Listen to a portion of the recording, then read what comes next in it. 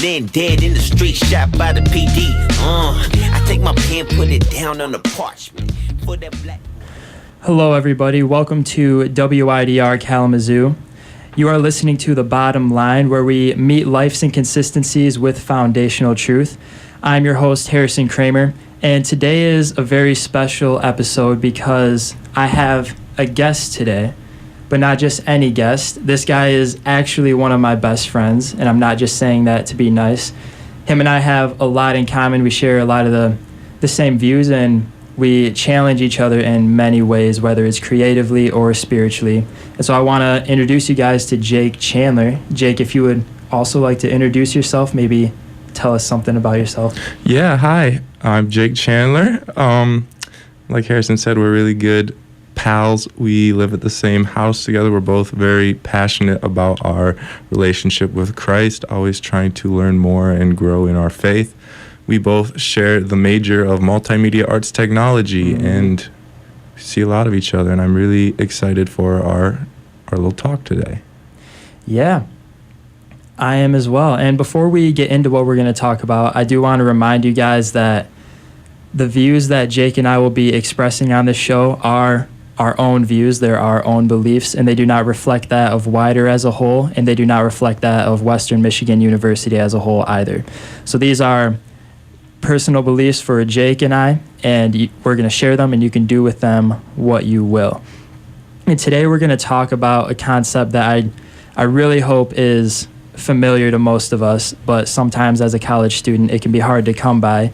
We're going to talk about rest and what the Bible has to say about rest, how Jake and I have experienced rest, and how we can do it effectively and what it's meant to be. And this kind of seems like a simple topic, but it actually can go pretty deep, because I think there are many ways that we engage with the concept of rest that aren't healthy and that we could probably do more effectively. And so that's what we're going to talk about today. And to start us off, we're going to read a passage from the very beginning of the Bible. Genesis chapter 2, verses 1 through 3 is what we're going to discuss. So Genesis is the very first book in the Bible, and this passage is right after God just created everything in the world and everything in the heavens and the earth and the whole universe. So he just got done making everything, making all the creatures, making all the plants, even making humans, and he said that it is good. And this is what he does. After creating for 6 days, this is what he does on the seventh day. It says, "Thus the heavens and the earth were completed in all their vast array. By the seventh day, God had finished the work he had been doing. So on the seventh day, he rested from all his work. Then God blessed the seventh day and made it holy, because on it he rested from all the work of creating that he had done." So Jake, what are your initial thoughts about this passage? It's really cool to read because the seventh day was made holy because God rested. Yeah. It's not an additional detail. It's not God made the seventh day holy and then rested. It's he made the seventh day holy because he rested, which I think is really cool. Yeah, I think that's a good observation.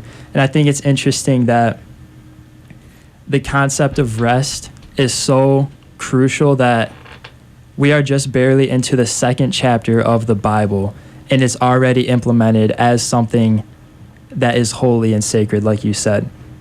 So we are just getting started in this book and in this story, and God is already saying that this thing that he's doing is supposed to play like a major role in creation and in the lives of the ones he has created.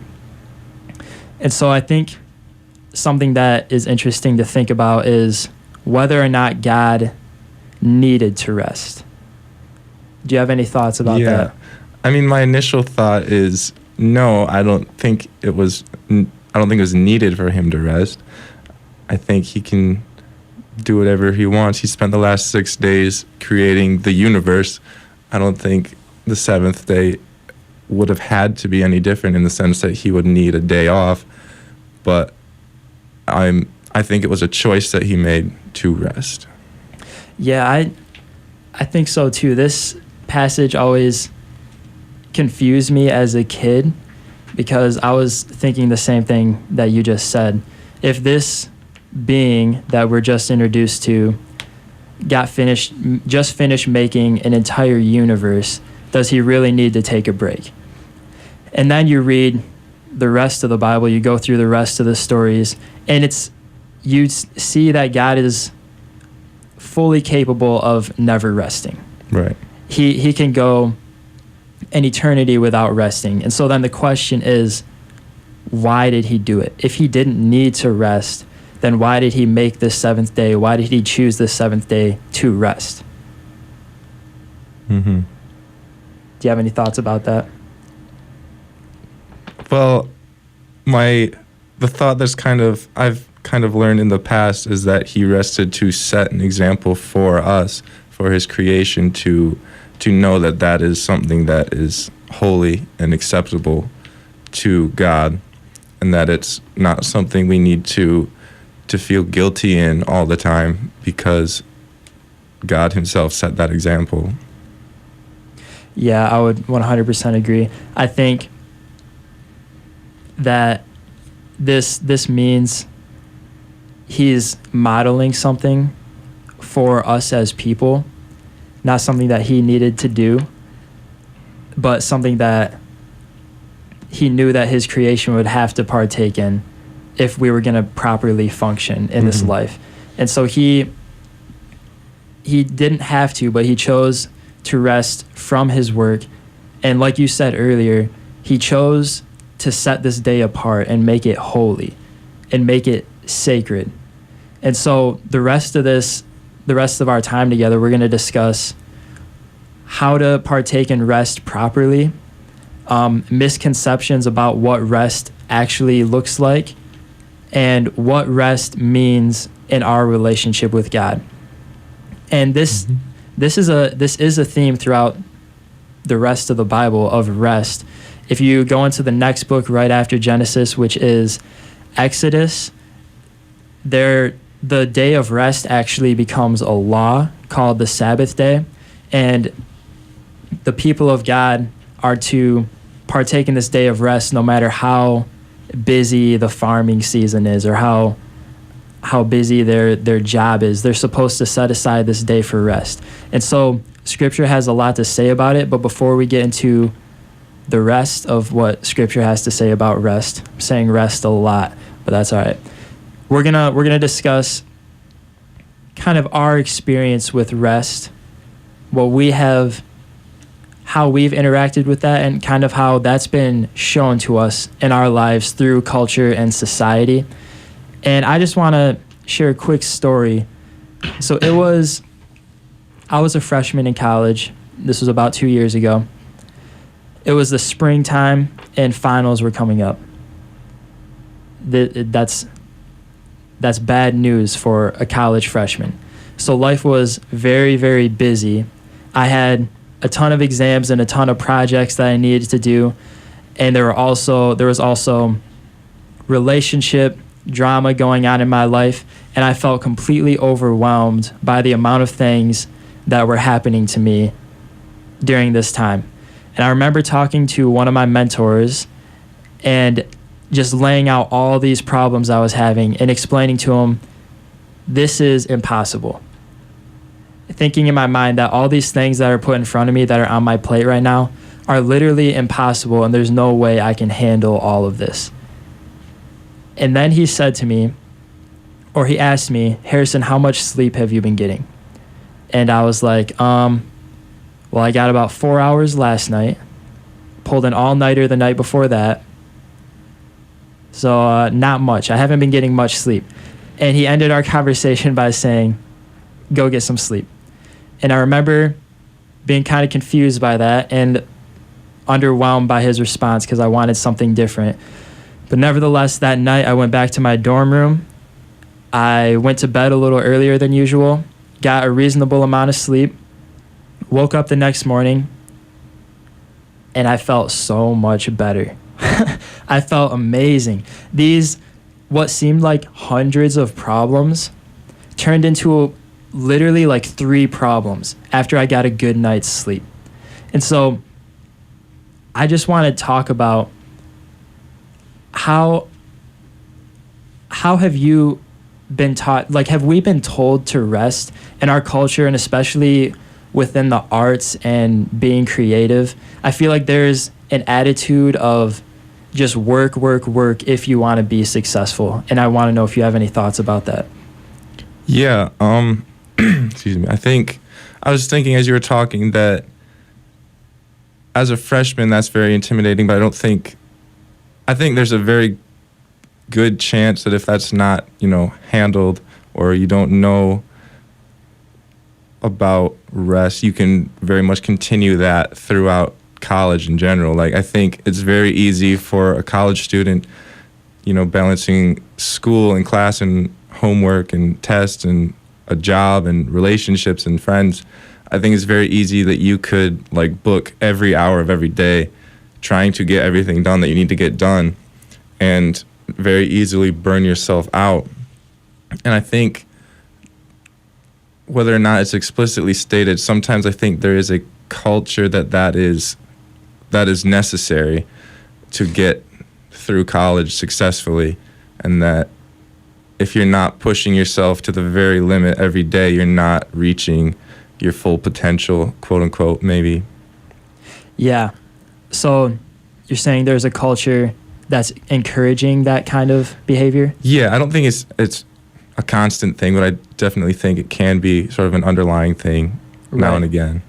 Yeah, because you're right. If you want to keep yourself busy every second of the day, you will find some way to keep yourself busy every second of the day. And I want to know if have you found that helpful, or have you done that, or how do you go about that? I am not very good at doing that. Sometimes there are days that I want to do that because there are legitimate things piling up that I need to get done, and I have the time to do it. It's just scheduling out my day and getting them done. But I am very much a procrastinator when it comes to that. And I think there's definitely something to be said about the difference between rest and procrastination. Oh, yes. That is the other side to this conversation. Because I feel like rest is important and necessary for us to do what we have next properly. But rest is so much different than being lazy. Right. And I don't know how to clearly say that, but rest is kind of like getting the proper amount of rejuvenation to effectively do what is next. Right. To effectively execute what you have on your plate after you rest. And then laziness is kind of like just letting your plate pile up without ever dealing with it. Right. And so rest is kind of a means of being effective in the best way possible, and then laziness is kind of a means of ignoring. And that is a hard balance, and I don't know if I've learned how to. I know for a fact I've not learned how to properly do that yet, but it is something that is usually on my mind. Am I being lazy, or am I being restful and productive? Right.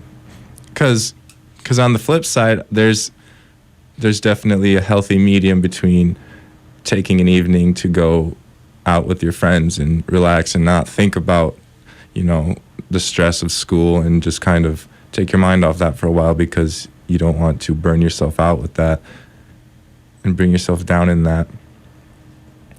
But it's definitely a tricky balance to find sometimes. Now they lay me down to sleep, I pray the Lord my soul to keep. If I die and I don't wake, I'll be better than those away. 26, I'm cooling it. And so back to the discussion, we were talking about rest and how to do that properly and effectively without being lazy and without letting too much pile up on your plate as a result of procrastination and laziness. And so I think Jake, you were just talking about it being okay to take a night to just hang out with your friends and maybe not be on the grind all the time. Yeah. Yeah, could you elaborate on that a little bit more? Well, I think if you are on the grind, every day, 24/7, doing work nonstop, I think you'll definitely, I know you might find success in that, but I don't think you will be that happy. I think there's a definite benefit to de-stressing with friends, at seeing a movie or getting something to eat that brings like happiness and that sort of relational, I'm trying to think of the word I'm looking for. Yeah, like I don't think it's healthy to be on the grind 24/7 because I don't personally, in my experience, it does not bode well for my joy. I think I see. I'm a very relational person, and I speaking for myself, I don't know if that's something you would agree with, but when I take some time to go out with friends, I am very much at ease and de-stress in that situation. Yeah, I would agree that you are a relational person. Being your friend, I can tell. Yeah. You're relational. We have a relationship as friends. And I personally also love just going out to eat with my friends or going to see a movie. But again, if that's something that I'm doing every, 3 times a week, then personally, I will say to myself, okay, I probably should be in the studio a little bit more. And, oh, by the way, Jake produces, he's in the same program as me, like you said before, and he produces hip-hop music, and I write hip-hop songs. And so a lot of the things that keep us busy are our craft. And that goes into another conversation of mainstream culture kind of making it cool to be like team no sleep, right, and get all this stuff done. And man, I've been team no sleep before, and it literally makes me sick. It makes my body sick, and it makes my relationship struggle. And then when I put out that piece of art I've been working on, it's good. I put the time into it, but I have a hard time saying it was worth the amount of stress and pressure I put on myself. Right. Yeah. You think it kind of would you say it kind of ruins the end product when you kind of grind it out to the point where you get sick or you get exhausted? That's an interesting question. Does it ruin the end product? I don't think so. Okay.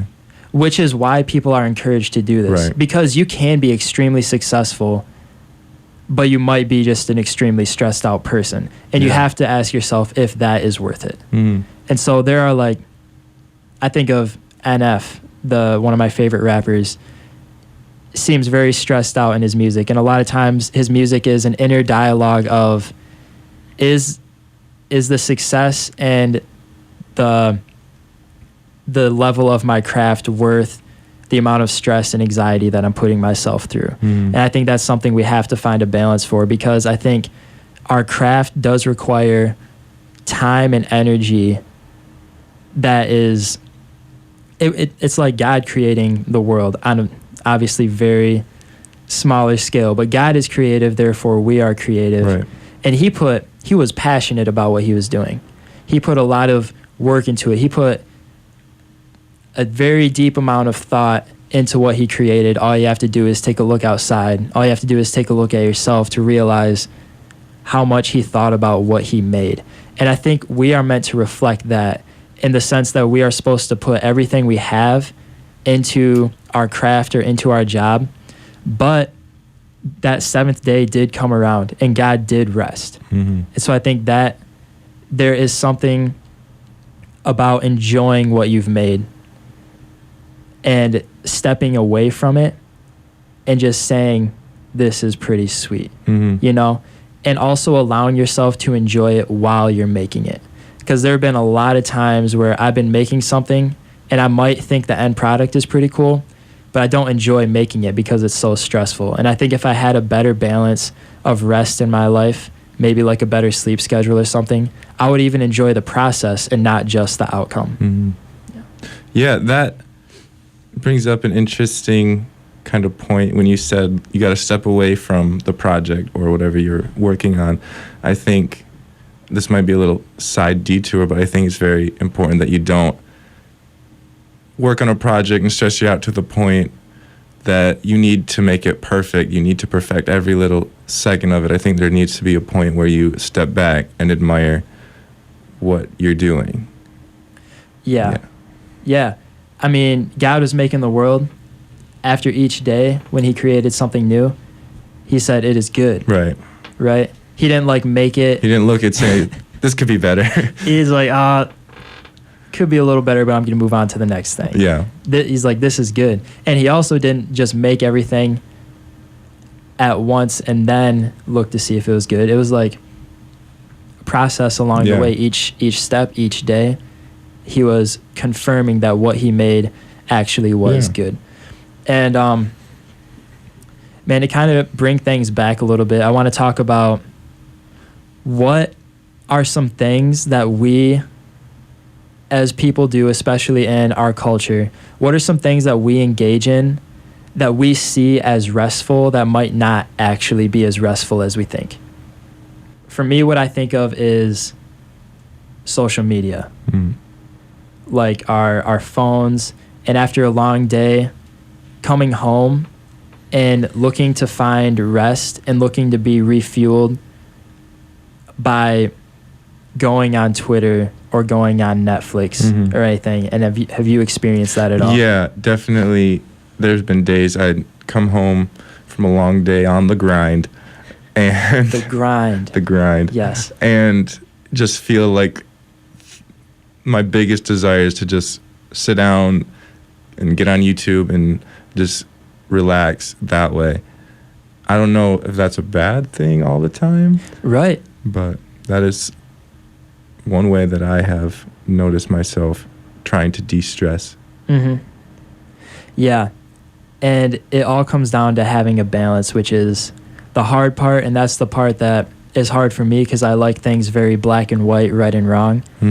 But I think I've definitely indulged myself in too much social media as a means of rest. When, for me, last week I talked about me being like an emotional person and being easily affected by things that I see, whether it makes me happy or sad or angry.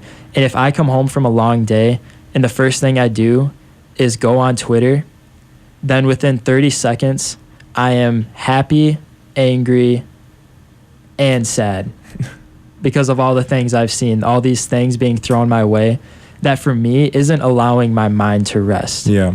And so if I'm looking for emotional rest personally, that is something that shouldn't be the first thing I run to when I walk in the door after those hard classes or those hard projects.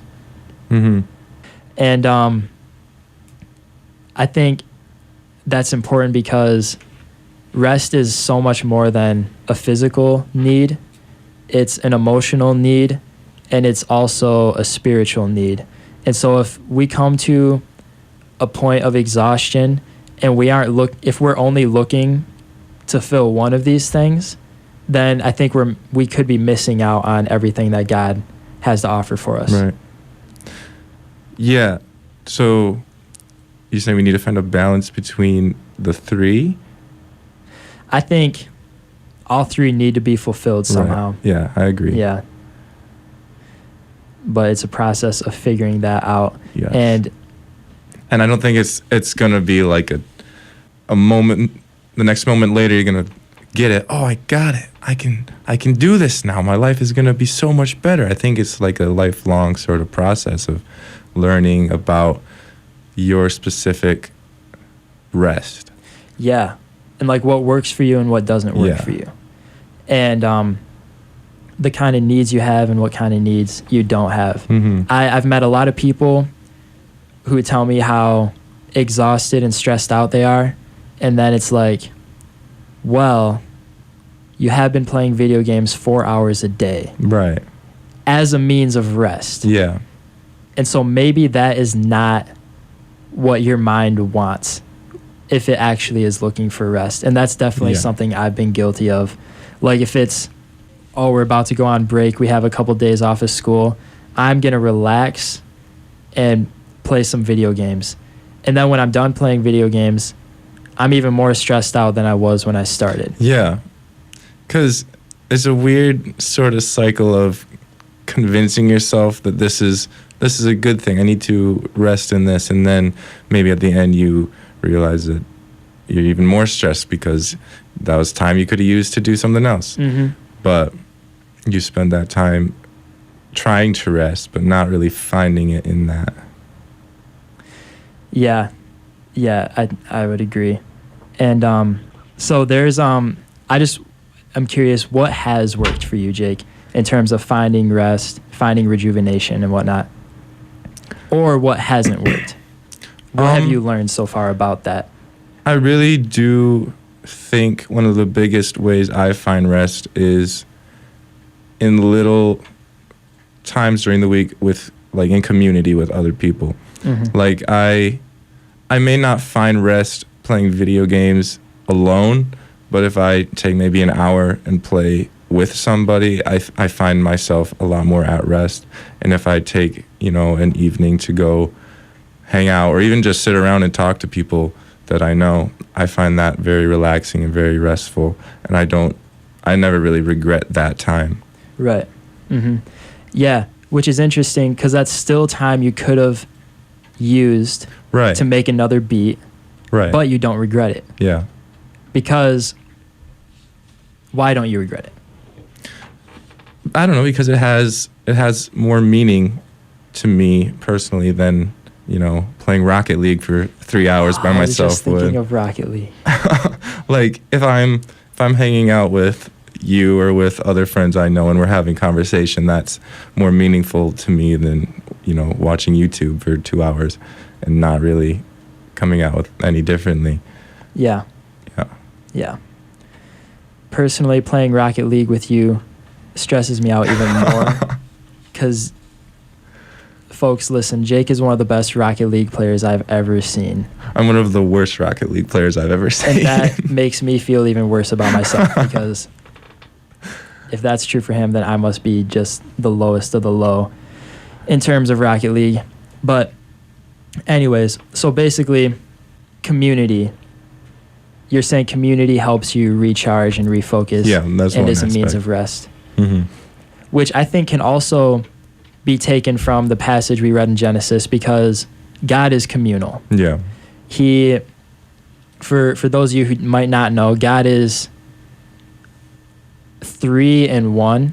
There are 3 different parts of him that are actually kind of their own independent beings, but at the same time it's one God. So there's the Father, the Son, and the Holy Spirit. And so that means when God is saying this is good, and when he rests on the 7th day, he's also kind of just relaxing in community. Yeah. And getting encouragement and renewal from them. Not that he needs renewal, but reflecting that for us. Yeah. And God being a being of community shows us that we need that as well. All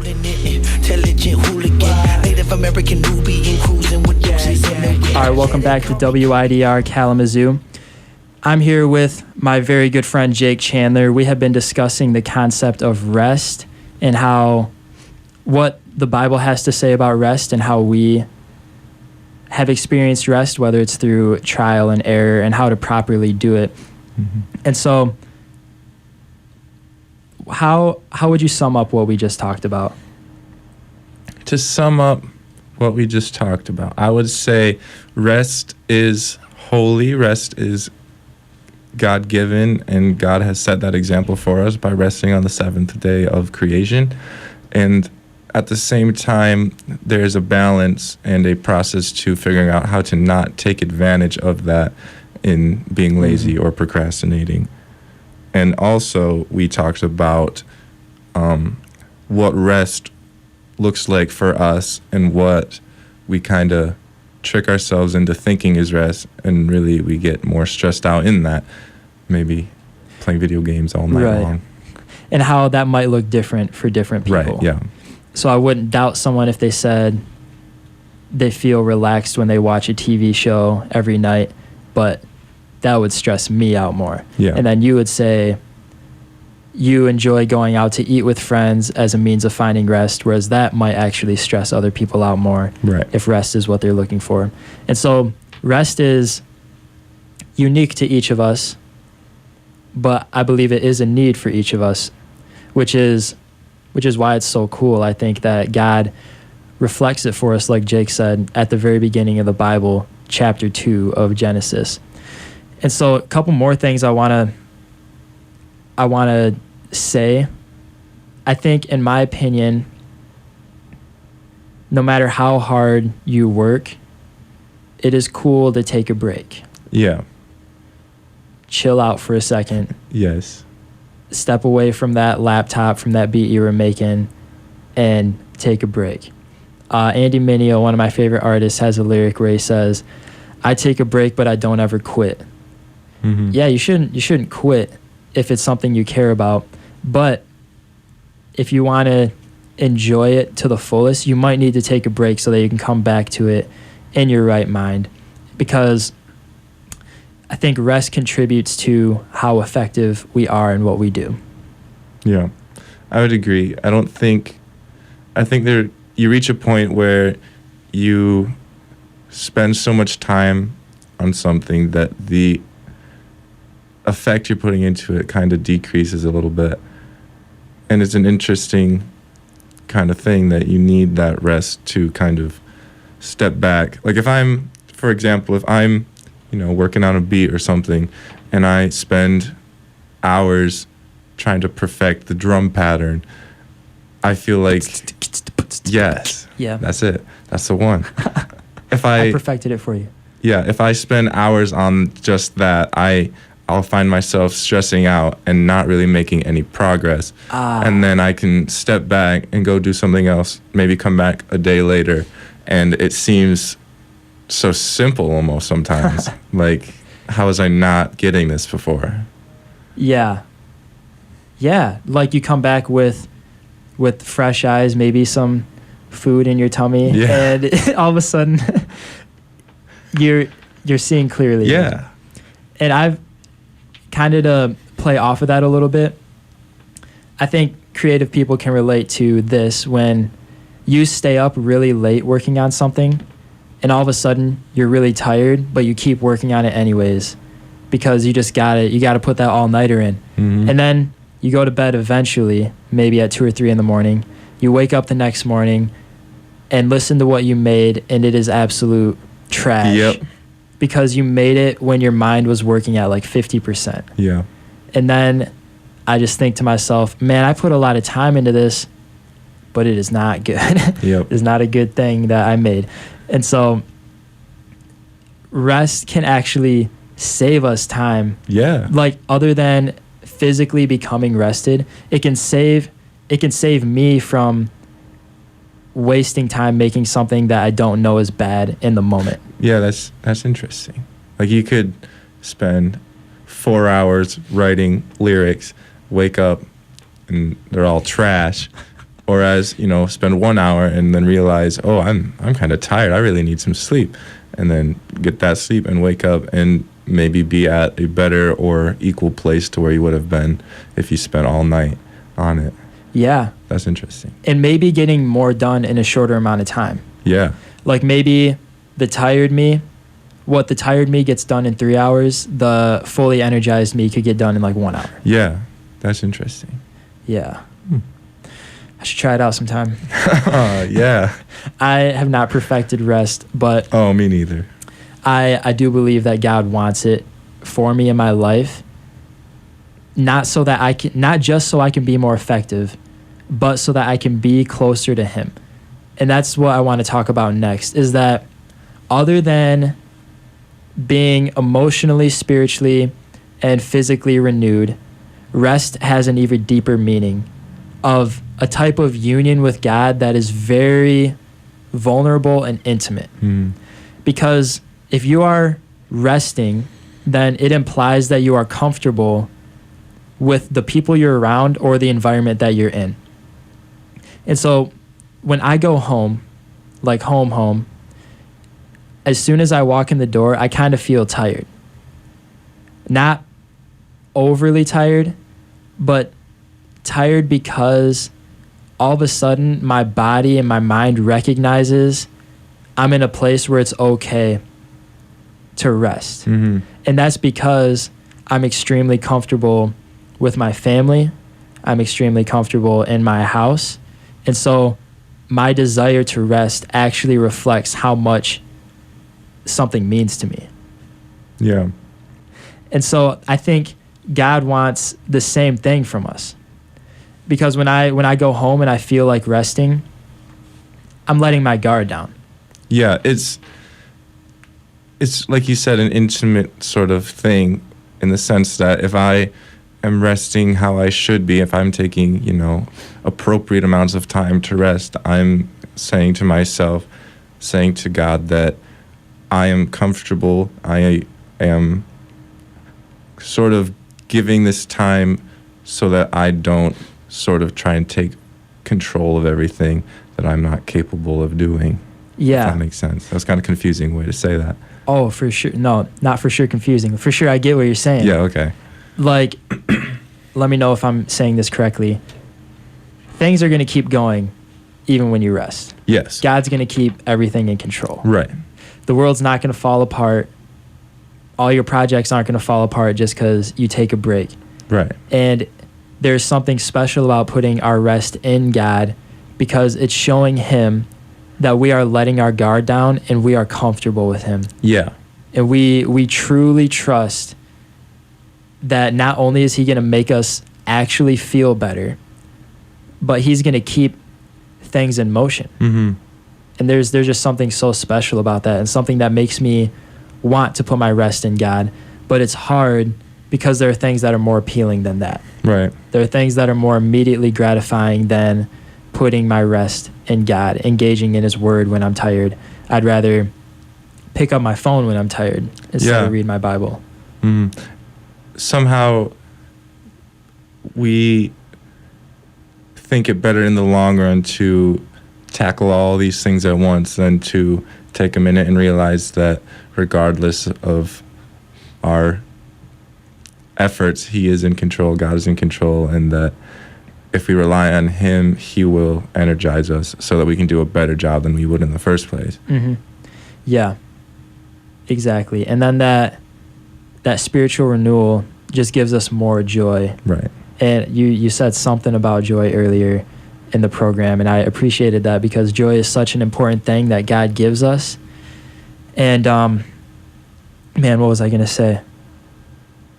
Just, going back to the familiarity of being comfortable enough to rest somewhere, and how God wants us to become so familiar with him that we are okay with resting in him. Yeah.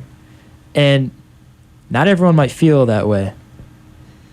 If rest isn't something that people have practiced a lot, and I know I can speak for myself when I say sometimes it's hard to let myself rest in Christ, rest in God, because maybe I don't trust him enough. Mm-hmm.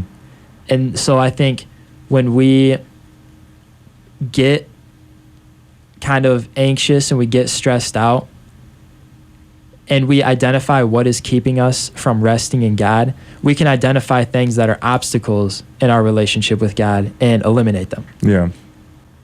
And so I think sometimes I don't like being tired, but I like the fact that us being tired can bring us closer to the one who made us. Mm-hmm. And that he understands rest. He's not mad at it.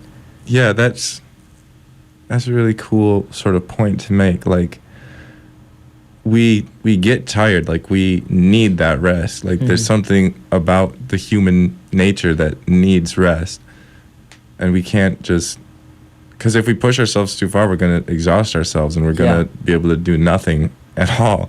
We're going to make ourselves sick, we're going to burn ourselves out emotionally. And that's a really cool point to think that God kind of instilled that in us from the beginning so that we can come back to him and trust in him ultimately. Yeah. Yeah. Oh, yeah.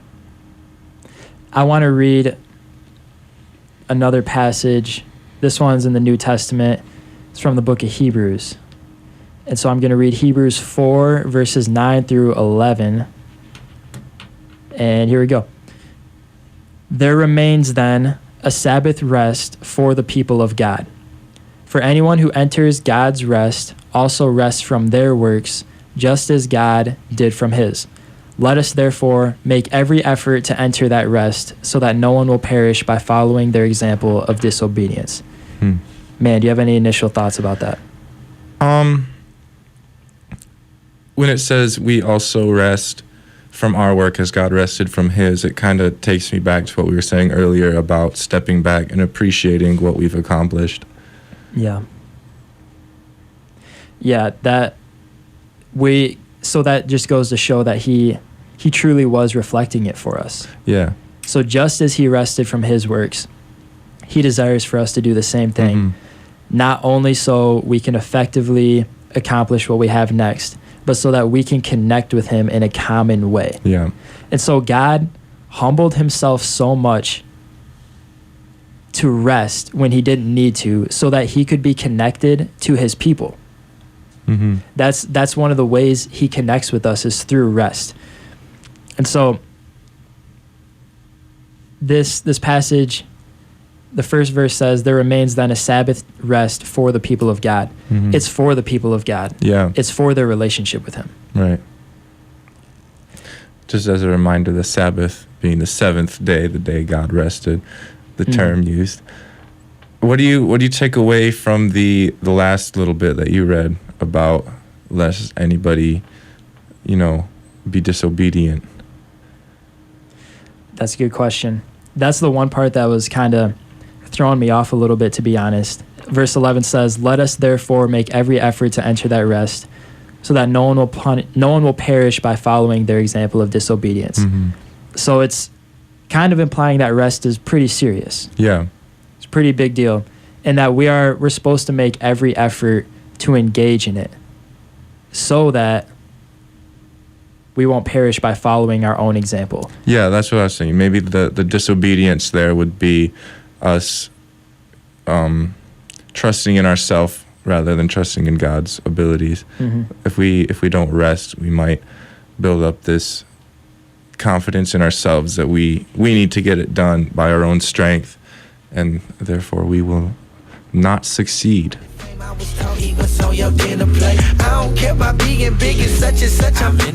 Welcome back to WIDR Kalamazoo. This is The Bottom Line with Harrison Kramer and my guest Jake Chandler. We are discussing the concept of rest, what the Bible has to say about rest, and what our culture has to say about rest, and how we can properly engage in it as a means of connecting with God. So we just read Hebrews chapter 4, verses 9 through 11. Hebrews is a book in the New Testament of the Bible, kind of towards the back. And just to read this passage again, it says, there remains then a Sabbath rest for the people of God.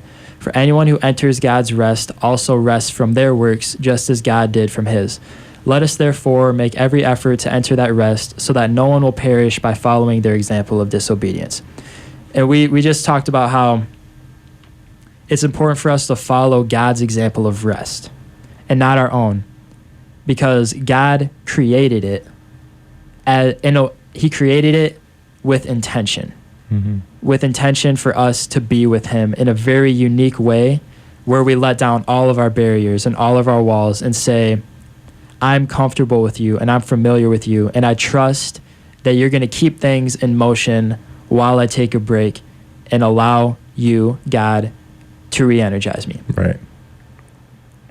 It's specifically God's rest that we should be seeking, that we should be figuring out how to find in our own life, and that it is something that God very much values us to find. Yeah, so you just said God's rest, which is in verse 10. Not just any rest, God's rest. Right. Which is the ultimate rest. He was the first one to rest. Yeah. And so if that's like the pinnacle of resting, and one of the best ways we can connect with him, which is so amazing. And I want to read one more, or first, talk about how it says make every effort to enter that rest?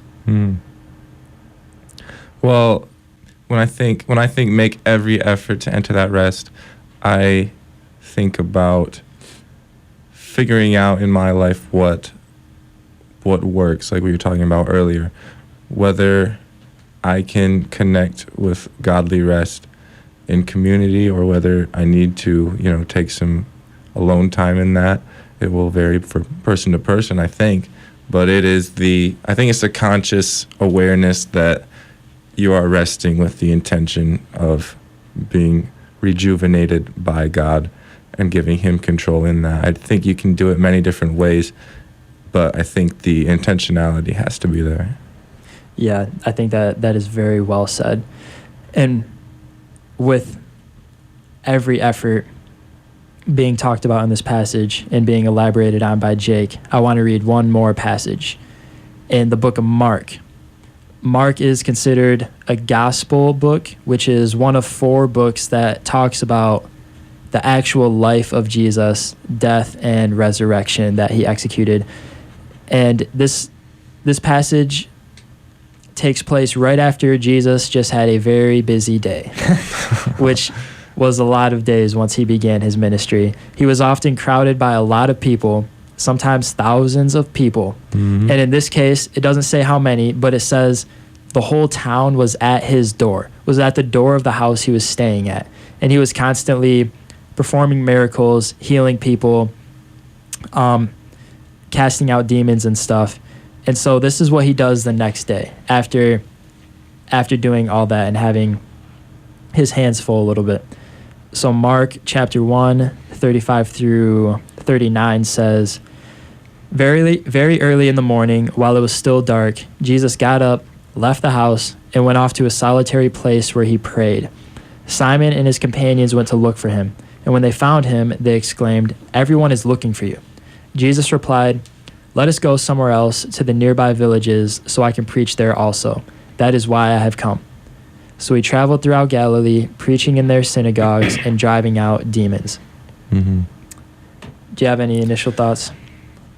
My initial thought is that, like you said, he's coming off a busy day. He's probably pretty tired. And he went to go be by himself physically. He went to be just between him and God to find that rest. And then another point is that he got up and got back to it.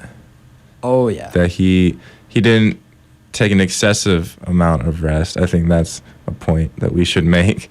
But he rested after a busy day and then got up and went to the next town and continued to do the same thing. Yes, exactly.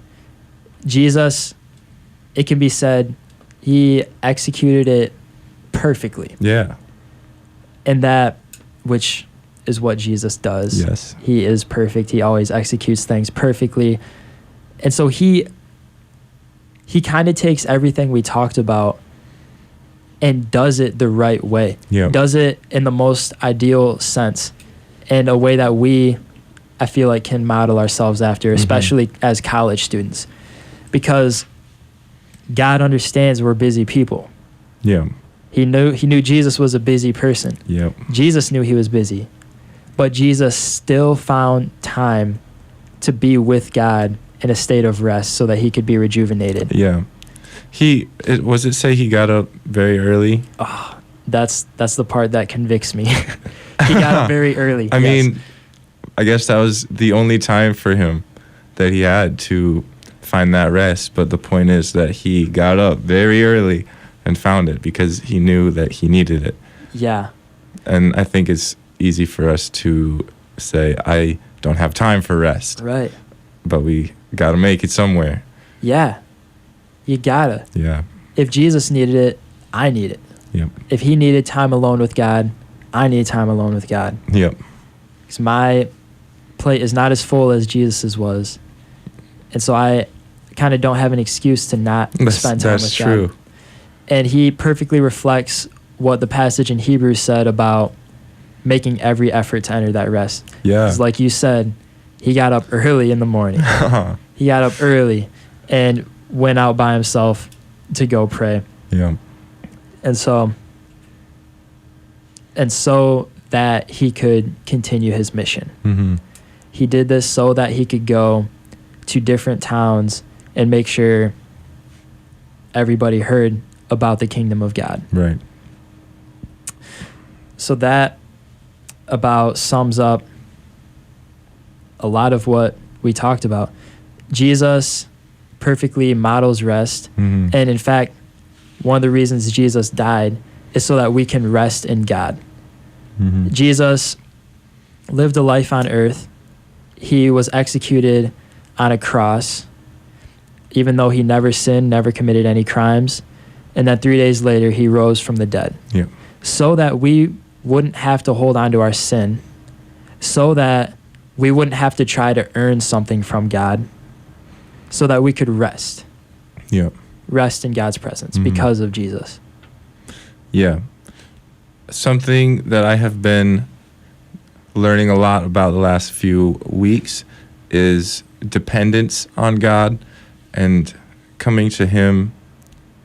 Jesus says, come to him like a child, like with childlike dependence. Yeah. And rest is a very big factor in depending on God and showing him that you need him to rejuvenate you, and you trust him to control the busyness of life and to help you through that. Yeah. And I love that you brought up the child aspect. Yeah. Because rest is a crucial part of a child's life. Nap time. Nap time. And so if you have a child and he doesn't get rest, he's going to be angry. oh, that boy's going to drive you insane. Man. And we're children of God. We're Yeah. supposed to come to him as children. And when a child rests and takes a nap in its own home, it trusts that when it's time to wake up, there's going to be food on the table. Yeah. He's going to have dinner. Yeah. And we need to do the same thing. We need to, when we rest, when things become so crazy that rest is the only option we have, trust it's going to be all right. Yeah. Trust God's going to make a way. He's going to provide what you need, and that table is going to be set. Yes, sir. Yeah. So, Jake, I really want to thank you for coming on the show. Thank you. You guys as listeners will definitely be hearing more from Jake in future weeks. We live together, so. So, yeah, it might happen once or twice. Yep. Yeah, so I really appreciate it. This is WIDR Kalamazoo, the bottom line where we meet life's inconsistencies with foundational truth. I'm Harrison Kramer. I'm Jake Chandler. Thank you guys so much for listening. I got a couple songs to share with you, and then that'll be it. All right. Thanks, man. Thank you.